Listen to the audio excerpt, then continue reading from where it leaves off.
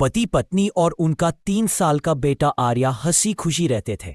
माँ आर्या से बहुत प्यार करती थी। कुछ समय बाद माँ बीमार हो गई। उसे लगने लगा कि वह अब ज्यादा दिन तक नहीं जी पाएगी।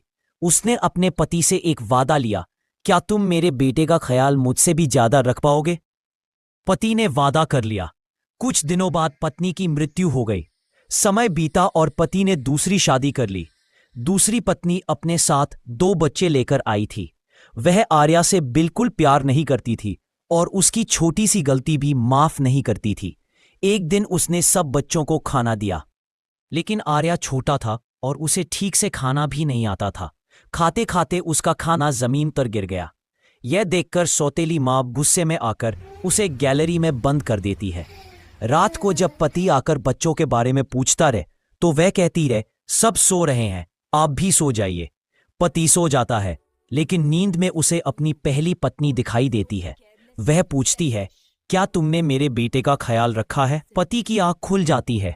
वह दूसरी पत्नी से पूछता है, आर्या कहाँ है? पति फिर वही उत्तर देती है, सब बच्चे सो रहे हैं।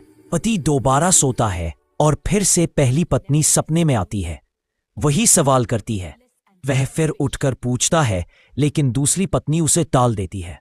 तीसरी बार जब पत्नी सपने में दिखाई देती है, इस बार वह कहती है, मेरे बेटे का ख्याल अब तुम मत रखना, वह अब मेरे पास है। पति घबराकर उठता है और तुरंत आर्या को ढूंढने लगता है।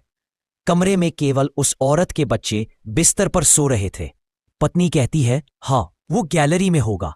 पति दौड़कर गैलरी में जाता है। वहां 3 साल का मासूम बच्चा अपना सिर घुटनों में छुपाए बैठा था।